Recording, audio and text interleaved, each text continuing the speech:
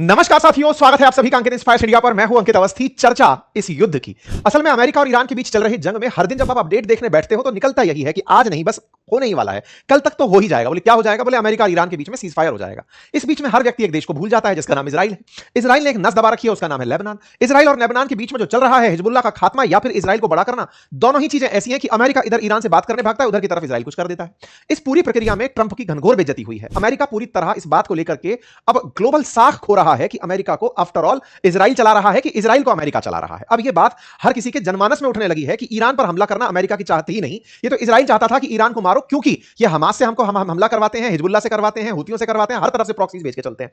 तो बोले ऐसे में आप इनको टारगेट बनाओ। अब ये जो टारगेट गेम चलना शुरू हुआ, अमेरिका को युद्ध में जब खींचकर इजराइल लेकर आया, अब वही इजराइल ट्रंप के बूते से बाहर हो गए हैं। आज का स्टेटमेंट कुछ इस तरह से है कि ट्रंप ने नेतन्याहू को धमकाते हुए कहा है कि मान जाओ, अगर हम ना होते तो तुम जेल में होते। यार ये बड़ा स्टेटमेंट है। ऐसा रिमार्क है जिससे ये दिखता है कि ट्रंप अल्टीमेटली फ्रस्ट्रेट हो रहे हैं नेतन्याहू से। और ये फ्रस्ट्रेशन क्यों आ रही है ये बताने की जरूरत नहीं है, क्योंकि ट्रंप अपनी ग्लोबल साख में दुनिया भर के चक्कर काट रहे हैं, चाइना के चक्कर काट रहे हैं, पाकिस्तान को जबरदस्ती ढो रहे हैं, गंदगी से बातचीत कर रहे हैं, गल्फ कंट्रीज को लेके चल रहे हैं, अंतरराष्ट्रीय स्तर पर हर दिन उनकी साख पे दग्गे दब्बे लग रहे हैं कि आपसे रास्ता तो खुल नहीं रहा है, बनने चले थे राष्ट्रपति। ये सब बातें जितनी भी है ना, वो ट्रंप के लिए बहुत नासूर हो गई हैं। इनसे वो निकलना चाह रहे हैं, निकल नहीं पा रहे हैं, और परिणाम क्या हो रहा है कि एनी टाइम आकर के नेतन्याहू उनके लिए दिक्कत खड़ी कर दे रहे हैं। अभी ऐसा क्या कांड किया है उन्होंने, उसको मैं डिटेल में बताऊंगा, क्योंकि इससे ईरान बिफरा, फ्रांस बिफरा, सब बिफरे, और इवन ट्रंप तक बिफरे, इतने बिफरे कि उन्होंने हिजबुल्लाह से बात कर ली, हिजबुल्लाह से बात करी कि भैया चलो कुछ सेटलमेंट करो। तो ये कहानी क्या है, आओ उसको विस्तार से समझते हैं। इस पूरी युद्ध की कहानी में एक नया एंगल जिसमें ट्रंप अब नेतन्याहू पर फटे हैं, ये चर्चा आपको बताते हैं। और इंटरेस्टिंग पता है क्या है, इस कहानी में नेतन्याहू भी ट्रंप के ऊपर भड़क गए हैं और उन्होंने कहा है कि सुनो, हमको ये सिखाया जाता है कि अमेरिकी राष्ट्रपतियों को कब हां बोलना होता है, कब ना बोलना होता है।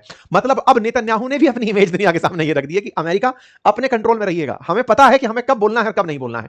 ईरान वाले इस बात पर बहुत मजे लेते हैं अमेरिका के कि ट्रंप तुम असल में एप्स्टीन फाइल के कब्जे में चल रहे हो, इजराइल तुम्हें नचा रहा है। जब जब तुम कुछ करने निकलते हो वो तुम्हें बता देता है कि सुनो खोले फाइल, क्योंकि तुमने जो दबाई थी, कहते हैं कि एप्स्टीन खुद एक इजरायली एजेंट था और उसने तुम्हारी फाइल दबाई हुई है, तुम दबे पड़े हो इजराइल से, इसलिए कुछ कर नहीं रहे हो। बड़ा इंटरेस्टिंग चल रहा है। ईरान वाले उछला उछलाकर बार बार अमेरिकियों को यही बता रहे हैं कि सुनो तुम युद्ध में नहीं आए थे, इजराइल तुम्हें लेकर आया। एक अलग नैरेटिव चल रहा है। चलो इस पूरी कहानी को डिटेल में समझते हैं, क्योंकि अपडेट यह है कि ईरान ने कहा है कि सुनो अब कोई सीज फायर वार्ता नहीं होगी। ईरान बिफर गया और कहा कोई सीज फायर वार्ता नहीं। यह बात जैसे ही आई, ट्रंप दौड़ के मनाने पहुंचे कि भैया सुनो रुक जाओ, ये बातें छोड़ दो, हम करेंगे, बातचीत करेंगे।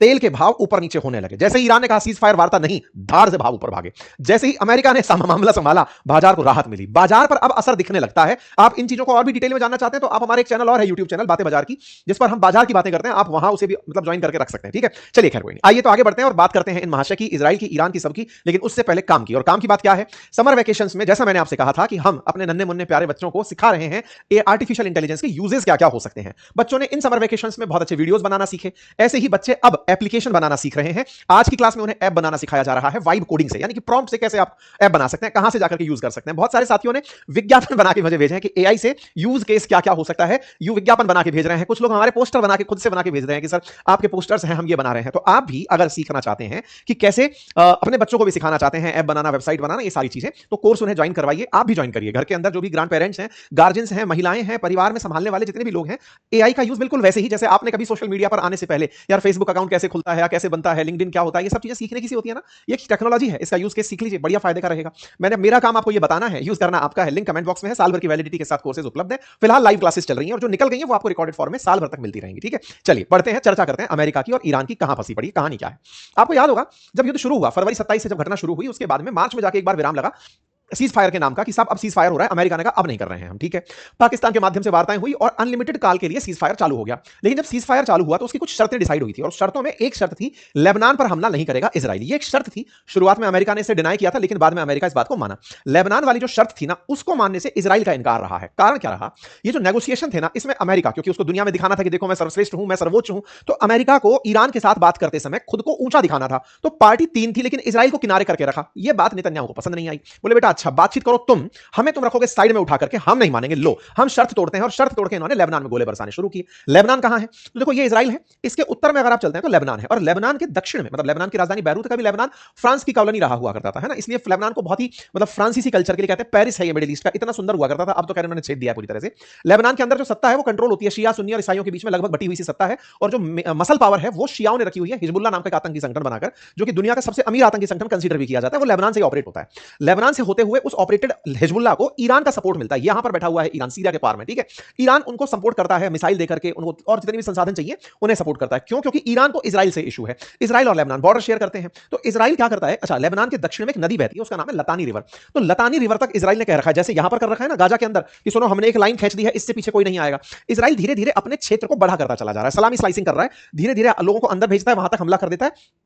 अल्टीमेटली मतलब आने वाले समय में जो इजराइल पहले करके दिखा चुका है 67 वॉर में, 73 के अंदर, कि वो इन सब क्षेत्रों पर एक साथ चाहे तो अधिकार कर सकता है, ग्रेटर इजराइल बना सकता है। अभी वो ये कर रहा है कि करता रहूंगा धीरे धीरे, तो रिएक्शन कम होंगे, बस उन्हीं रिएक्शंस में उसके मिलिट्री ऑपरेशन कभी रुकते नहीं है। इजराइल ने, ईरान ने जब मांग की थी ना कि लेबनान पर हमला नहीं करोगे, उस समय पर नेतन्याहू ने इस बात पर सहमति नहीं जताई। और हुआ क्या, आज से एक दिन पहले की खबर है, लेबनान के अंदर एक बहुत पुराना किला है, बियोफोर्ट किला नाम है उसका, इजराइल ने उसके ऊपर कब्जा कर लिया। ये जो खबर आप देख रहे हैं बियोफोर्ट कैसल की, ये तस्वीर और न्यूज बनती है एक दिन पहले कि इजराइल लेबनान में घुसता है और एक बहुत पुराना, लगभग 900 साल पुराना एक किला है ब्यूफोर्ट, उसके ऊपर कब्जा कर लेता है और इजराइल वाले उसके ऊपर इजरायली झंडा लगाकर तस्वीर दिखा देते हैं।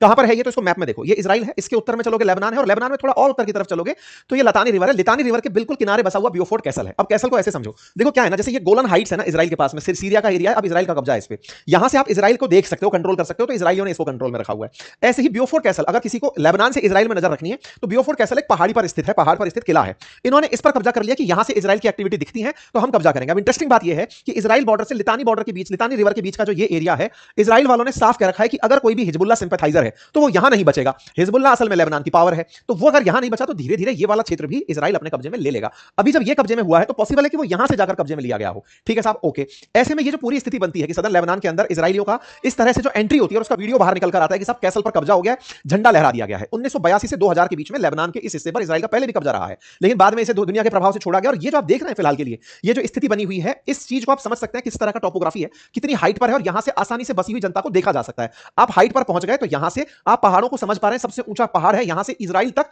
रीच पॉसिबल है, गोलन हाइट का व्यू निकलता है यहां से। तो इस जगह पर इन्होंने जाकर कब्जा कर लिया है। ये तस्वीरें निकल कर आती हैं, दुनिया भर की प्रतिक्रिया आती है। ये रहा वीडियो जिसमें इजरायली झंडा लहरा रहा है। बियोफोर्ट किले पर जो कब्जा हुआ, इस कब्जे पर लेबनान बहुत मुखर हुआ। लेबनान करे क्या, हर बार तो गोला पड़ जाता है। लेबनान के पीएम निकल कर आए नवाब सलाम, उन्होंने कहा कि ये जो स्कॉच्ड अर्थ पॉलिसी अपना रहा है इजराइल, मतलब दुश्मन के लायक कुछ भी मत छोड़ो, इससे इन्होंने हमें बहुत नुकसान पहुंचाया है। मतलब स्कॉच्ड अर्थ पॉलिसी के तहत ये हमारे पीने के पानी को, जगहों को, टेरेन्स को, पहाड़ों को, सबको कब्जा करते चले जा रहे हैं। इजराइल की तरफ से क्या बयान आया, इन्होंने कहा कि अब हम और मजबूती से आगे बढ़ेंगे। यानी नेतन्याहू एक तरफ अमेरिका पाकिस्तान को उठा के चल रहा है कि जाओ यार बात करो, सुनो जीजा सालों तुम जाकर बात करके आओ, मोहसिन नकवी तुम जाओ, आसिफ शरीफ तुम जाओ, आसिम मुनीर तुम जाओ, ये बेचारे बातचीत में बिजी हैं। उधर नेतन्याहू जो है वो खचखच खचखच खचखच करके लेबनान में घुसते चले जा रहे हैं। अमेरिका माथा पकड़ लिया कि भाई करें क्या, ये आदमी रुकने का नाम नहीं ले रहे हैं। नेतन्याहू अपनी तरफ से कह रहे हैं कि हमारे फाइटर्स हमला करते रहेंगे। 31 मई की खबर है कि हमारे फाइटर्स हमला करते रहेंगे साहब। ठीक है साहब, नेतन्याहू ने पूरी तरह से अपनी बातों को सही ठहराते हुए कहा कि हिजबुल्ला को हम मारते रहेंगे। उनके मोहम्मद मौस मैत्रेक करके यूनिट कमांडर है हिजबुल्ला को, उसको मिसाइल से उड़ा दिया, बोले हम मारते रहेंगे। 1 जून के दिन ये खबर आई, प्रतिक्रिया दुनिया भर से उठी कि यार तुमको हिजबुल्ला का कमांडर मारना था, तुम 15-15 मंजिल, 10-10, 5-5 मंजिल की इमारतों को, मतलब स्टोरी की बिल्डिंगों को उड़ा देते हो। बोले ये जो तुम हरकतें करते हो उन लोगों को मिटाने की, ये तरीका सही नहीं है। कोई बात नहीं साहब, लेकिन लेबनान के अंदर ईरान के प्रति इसलिए सिंपैथी है क्योंकि ईरान ने अपने बचाव से पहले लेबनान की सुरक्षा सुनिश्चित करी कि सीज फायर हम बाद में करेंगे, पहले लेबनान की सुरक्षा सिद्ध करो। अमेरिका को यह बात बताई गई कि सर सुनो, इजराइल वाले हमले कर रहे हैं, 3,500 से ज्यादा लेबनान में लोग मारे जा चुके हैं। यह बात जब ट्रंप को बताई गई, ट्रंप ने इस बात को आया गया कर दिया। ईरान ने तत्काल प्रभाव से कल के दिन आते ही स्टेटमेंट दिया, no ceasefire talk with America. लीजिए साहब, सैयद अरागची ने सीधा सीज फायर इमीडिएट अटेंशन के साथ खत्म कर दिया, कोई बात नहीं होगी जब तक लेबनान नहीं है बातचीत के लिए। अरागची का जैसे ही यह बयान आया कि अर्जेंट अटेंशन है, यूएस और इजराइल अब इस बात के जिम्मेदार होंगे अगर यहां से आगे कुछ होता है। गालिबाफ का बयान आया कि ये जो भी हरकतें कर रहे हैं इनकी बात पर यकीन ना किया जाए, ये लोग झूठे हैं, इनकी बातों से कोई सेंस नहीं है, लेबनान पर हमले जारी हैं। मतलब समझ में आया। कुल मिलाकर के ईरान ने इस पूरे मामले को बहुत ही गहराई से लिया कि इजराइली मान ही नहीं रहे हैं, ट्रंप तुम्हारे कहने में वो नहीं है तो तुम चच्चा बन क्यों रहे हो, हम नहीं मान रहे। ईरान ने और अपना प्लान रिवील किया। तस्मीर रिपोर्ट ने लिखा कि ये अब आगे चल के बाब अल मंडेब करके जो ये है स्टेट है, उस पर हमला करने की प्लानिंग कर रहे हैं। हॉर्मुज को कब्जा है ही, अब इसको भी उठाएंगे। इस डर से ऑयल की कीमतों में धाड़ से इजाफा हो गया, तेल की कीमतें $94 प्रति बैरल तक पहुंच गई। ट्रंप को पूछा गया सर ऐसा कुछ हुआ है, ट्रंप ने कहा मुझे क्या फर्क पड़ता है, I really don't care, I don't care less. ये भाई साहब शाम को हाई होंगे, इनको पता ही नहीं था चल क्या रहा है। ये हालांकि कहते हैं कि हम नशा नहीं करते, लेकिन इनको खुद की खुमारी चढ़ती है, आत्ममुक्ति रखती है, नार्सिसिस्ट है, पता ही नहीं चल रहा है कि अपन को क्या। इनको फिर याद दिलाया गया, ये घटना है 1 जून को रात को 10:30 बजे कि सर वो ऐसे ऐसे हो गया है। ईरान वालों ने कहा सीज फायर वार्ता खत्म हो गया, कुछ नहीं हुआ, जस्ट चिल। बाद में इनको याद आया कि यार ये क्या हो गया है। इन्होंने तुरंत नेतन्याहू को कॉल मिलाया कि सुनो, ये तुम अपनी तरफ से सिद्ध करो कि बैरूत में, यानी कि लेबनान की राजधानी में तुम्हारी सेनाएं नहीं जाएंगी। और इन्होंने हिजबुल्लाह को कॉल किया। आतंकी संगठन को अमेरिकी राष्ट्रपति का कॉल होता है और उससे कहते हैं कि सुनो तुम भी कहो कि गोली नहीं चलाओगे।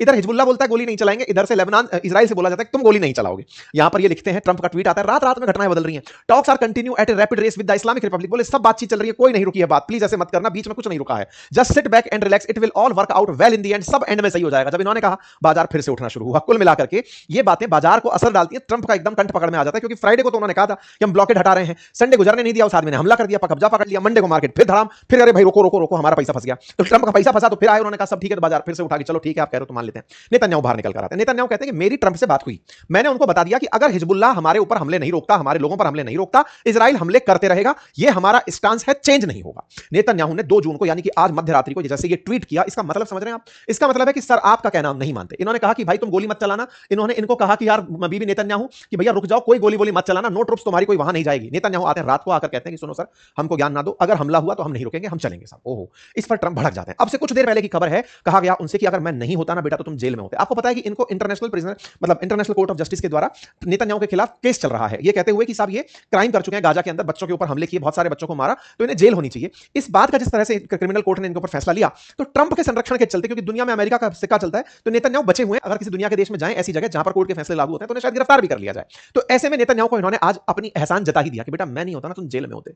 ऐसी बातों को ये कहा कि नेतन्याहू तुम पागल हो गए हो। रिपोर्ट के अनुसार है ये बात हालांकि कि लेबनान पर हमले के बाद ईरान ने सोमवार को चेतावनी दी थी कि अगर इजराइल कार्रवाई नहीं रुकती तो अमेरिका के साथ चल रही बातचीत छोड़ देगा। ट्रंप ने कहा कि तुम पागल हो गए हो, आखिर तुम कर क्या रहे हो? मैं नहीं होता तो तुम जेल में होता, मैं तुम्हें बचा रहा हूं। अब अगर हर कोई तुमसे नाराज है, इस वजह से हर कोई इजराइल से भी नाराज है। इन्होंने खूब सारा गुस्सा उस पर निकाला। नेतन्याहू मान भी जाते हैं, लेकिन नेतन्याहू के जो पार्टी के लीडर्स हैं, नेतन्याहू को जो समर्थन देकर चलते हैं, उन लोगों का, जैसे कि एक है इनमें से मार्क गेविर, उनका कहना है कि नेतन्याहू झुकना नहीं है ट्रंप के आगे। एक मैसेज है यहां पर कि पता होना चाहिए कि तुम्हें प्रेसिडेंट ऑफ यूनाइटेड स्टेट को यस कब कहना है और नो कब कहना है, तुम्हें रुकना नहीं है, मिनिस्टर है, ये समर्थन वापस खींच लेंगे अगर इनको नहीं मनाया तो। कुल मिलाकर के ट्रंप गए बुरी तरह फंस कि नेतन्याहू को मैं बोलता हूं मान जा, नेतन्याहू अब मुंहजोरी कर दिया है, सामने बोल गया है। ये वैसी वाली बात है, किसी बच्चे को आप इसलिए लेकर चल रहे थे, कई बार ऐसा नहीं होता, कई बार क्लास टीचर्स अपने क्लास में बच्चे बैठे होते हैं, उन बच्चों में से किसी बच्चे को जो थोड़ा उद्यमी होता है उसको समझा रहे बेटा बैठ जाओ, उसकी चीजों को इग्नोर कर रहा होता है, अपीजमेंट बोलते हैं इसको। एक दिन वो बच्चा मुंह पे मास्टर के खड़ा होकर कहता है सुनो मास्टर जी तुम्हारी इज्जत रख रहे थे तब तक रख रहे थे, बाहर निकलो कूट दिए जाओगे। ये बात बड़ी न्यूसेंस वाली होती है, मास्टर के दिमाग में डर पैदा करने के लिए की जाती है कि लोगों के सामने देखो क्या जज्बा है। लेकिन मास्टर तो मास्टर समझ रहा है कि इस बच्चे के अंदर क्या पोटेंशियल है, क्या नहीं है, क्या कर पाएगा, ये ईगो में बोल गया है।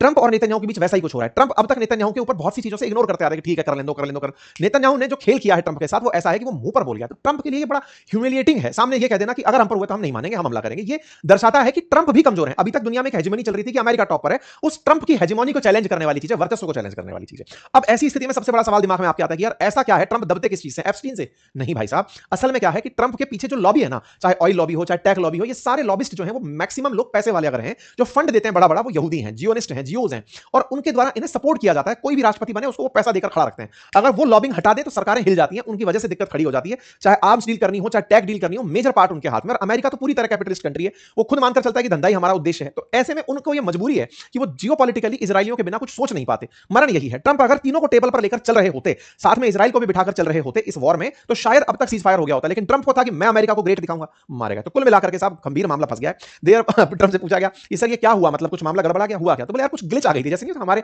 सेशंस अटक जाते हैं सब, ग्लिच आ गई थी। The Iranian were upset about Israel attack on Lebanon, so I spoke with Hezbollah and said no shooting, I talk to Bibi and said no shooting and they both stop shooting each other. ऐसा कह के इन्होंने ABC के पत्रकारों को कहा कि मैंने बात कर ली है, सब चीजें ठीक चल रही हैं। इस पर क्या बात आई इनकी तरफ से ईरान वालों की? ईरान वालों ने कहा कि अब दुनिया वालों आपने देख लिया है, अमेरिका को पता ही नहीं है चल क्या रहा है। पहले ट्रंप कह रहे हैं मुझे फर्क नहीं पड़ता, बाद में फर्क पड़ता है, सबसे बात कर लेते हैं, अब कहते हैं मैंने दोनों से कह दिया नो शूटिंग। इन लोगों की बात पर यकीन कैसे कर लें दुनिया वालों, ये बताओ। ईरान ने अपनी तरफ से बातें साफ रखी कि देखो ऐसी बातें नहीं होंगी, पहले सब शांति रखो तब जाकर के बातचीत होगी। तो देखना है आगे होता क्या है। कुल मिलाकर के लोग इसी बात का आनंद ले रहे हैं कि नेतन्याहू ने ट्रंप को एक पपेट बना के रख लिया है। ट्रंप कुछ भी बोलते हैं, अब उनकी मस्करी होती है, लोग उनकी बातों को सीरियस ले नहीं रहे हैं। आप सीरियस लेते हैं या नहीं, जरूर कमेंट बॉक्स में बताइएगा। आपकी क्या राय है इस विषय पर? इजराइल के स्टैंड को आप कैसे देखते हैं? सेल्फ डिफेंस या फिर अचीवमेंट? क्या है असल में इजराइल की स्ट्रेटजी? जरूर कमेंट बॉक्स में बताइए। फिलहाल के लिए इतना ही। और हाँ, अगर बच्चों को समर वेकेशन में कुछ बढ़िया ज्वाइन कराना है तो लिंक कमेंट बॉक्स में पिन है, सिखाइए एआई का यूज करना। धन्यवाद।